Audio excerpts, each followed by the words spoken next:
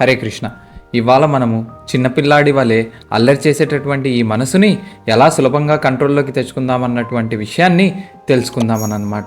ఈ సులభమైన మాటల్లో ఏమాత్రం ఆలస్యం చేయకుండా మొత్తం వీడియో చూసేదానికి ప్రయత్నించండి. సో ఒక అల్లరి చిన్న పిల్లవాడు ఉన్నాడండి. ఇది మనందరికీ తెలిసినటువంటి విషయమే. ప్రతి ఒక్కరి ఇళ్లల్లో అల్లరి చిన్న పిల్లవాడు ఉండనే ఉంటాడు. ఆ వ్యక్తిని కంట్రోల్ చేయడం అన్నటువంటిది 3 రకాలుగా చేయొచ్చు. మొదటిది ఏమిటి అనంటే, ఒరే నువ్వు ఇంత అల్లరి చేస్తున్నావు, నువ్వు అల్లరి చేసావనుకో నీకు దెబ్బలు పడతాయి, నువ్వు సైలెంట్గా కూర్చో అనేసి చెప్పవచ్చు. ఇలా చేయడం చేత ఆ పిల్లవాడు దెబ్బలు అనేటటువంటి భయం చేత కాసేపు సైలెంట్గా కూర్చోవచ్చేమో, కానీ కొద్దిసేపటి తర్వాత ఆ చిన్నపిల్లానికి యాక్టివిటీ అన్నటువంటిది తనలో ఉన్నటువంటి స్వభావం అన్నమాట.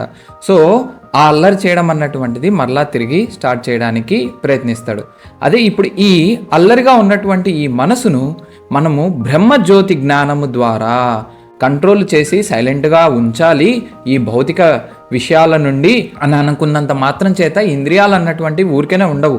అవి ఎప్పుడు ఏదో ఒకటి కోరుకుంటూనే ఉంటాయి. దానికి కాను దాన్ని సైలెంట్గా ఉంచడం కంటే ఉపాయం ఏమిటి అనంటే, ఆ ఇంద్రియాలకు ఏదో ఒకటి పని చేసేలా చేయడము. సరే ఇలా కాదు, ఈ చిన్నపిల్లవాడిని సైలెంట్గా ఉండమంటే ఉండట్లేదు ఎంతసేపటికి అన్నటువంటి విషయము. ఎందుకంటే ఇప్పుడు నువ్వు చేస్తే అల్లరి చేస్తే తప్పు అని చెప్పేసి చెప్పడం వల్ల సైలెంట్గా ఉండట్లేదు. ఈసారి కన్నా నువ్వు సైలెంట్గా లేవనుకో, ఇదో మీ నాన్న ఉన్నాడు చూసావా, కెమెరాలన్నీ పెట్టాడు ప్రతి చోట, ఆయన ప్రతి ఒక్క దగ్గర నుంచి నువ్వేం చేస్తున్నావో చూస్తున్నాడు. నువ్వు ఏదన్నా అల్లరి చేశావో నిన్ను పోలీసులకు పట్టిస్తాను. ఇది కూడా అంత హయ్యెస్ట్ ఫిలాసఫీ కాదు.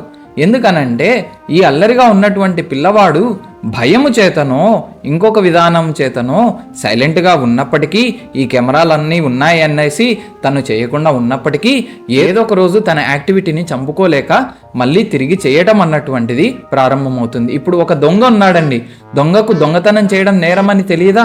కానీ మరి ఎందుకు దొంగతనం చేస్తున్నాడు? రాత్రిపూట నక్కి నక్కి వచ్చి దొంగతనం చేస్తున్నాడు కదా, అలా ఉంటుందని అన్నమాట. ఇప్పుడు మనం యోగ పద్ధతుల ద్వారా ఈ మనస్సుని అష్టాంగ యోగ పద్ధతి ఇలా లేదా పరమాత్మగా భగవంతుని రియలైజ్ అయినటువంటి పద్ధతి ద్వారా తెలుసుకోవడం చేత మనము ప్రతి ఒక్క జీవిలో ఆ భగవంతుడు పరమాత్ముని రూపంలో ఉన్నాడని తెలిసినా కానీ మనం ఆ భగవంతుణ్ణి ఇంకా పూర్తిగా ఎరగకపోవడం వల్ల చేత ఆ జ్ఞానం చేత సెటిల్ అవ్వకుండా ఏదో ఒక రోజు మళ్ళీ తిరిగి అల్లరి చేయడం అన్నటువంటిది స్టార్ట్ చేస్తామని అన్నమాట. అలా కాకుండా ఇంకొక హైయెస్ట్ పద్ధతి చెప్తాను, వినండి కేర్ఫుల్గా.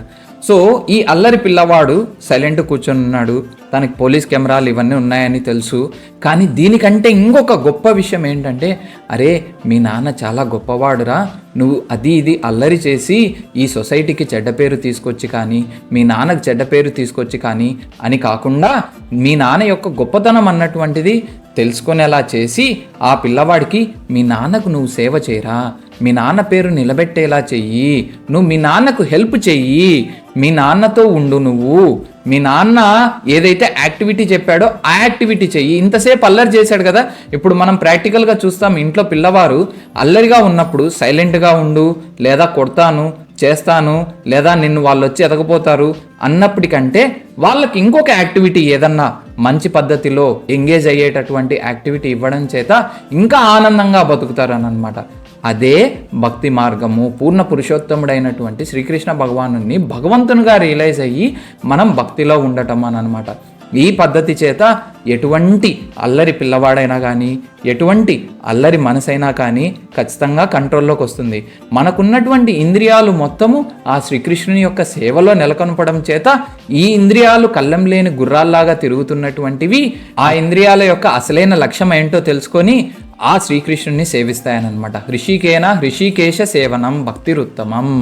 సో ఈ ఋషికేనా, ఈ ఇంద్రియాలు అన్నటువంటివి హృషికేశ, ఇంద్రియాలకు అధిపతి అయినటువంటి శ్రీకృష్ణుని సేవించి భక్తి మార్గంలో ఉన్నతమైనటువంటి స్థితిని పొందుతాయి అనేసి. అందుకే మనకు భాగవతంలో 1వ స్కందం 2వ అధ్యాయం 11వ శ్లోకము ఇలా చెప్తుందని అనమాట. వదంతి తత్వ విధస్తత్ జ్ఞానం యజ్ఞానం అవయం బ్రహ్మేతి పరమాత్మేతి భగవానేతి ఇది శబ్దతే. ఈ 3 లేవు. బ్రహ్మజ్యోతివాదము లేదు, పరమాత్మ వాదం లేదు, భగవంతుని వాదం లేదు అని ఎవ్వరూ చెప్పట్లేదు.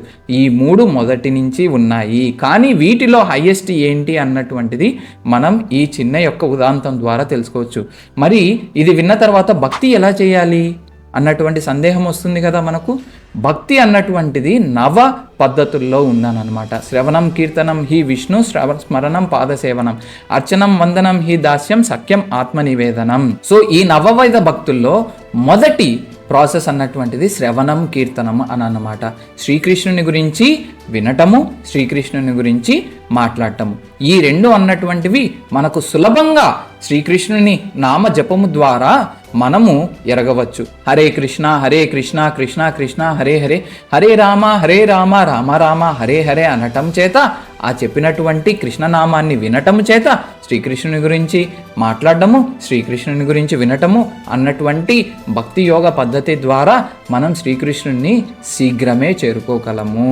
అలానే ఆయన యొక్క భక్తియుత సేవలో నెలకొనడం ద్వారా మన ఇంద్రియ తృప్తి అన్నటువంటిది ఆటోమేటిక్గా తీరుతుంది. హరే కృష్ణ.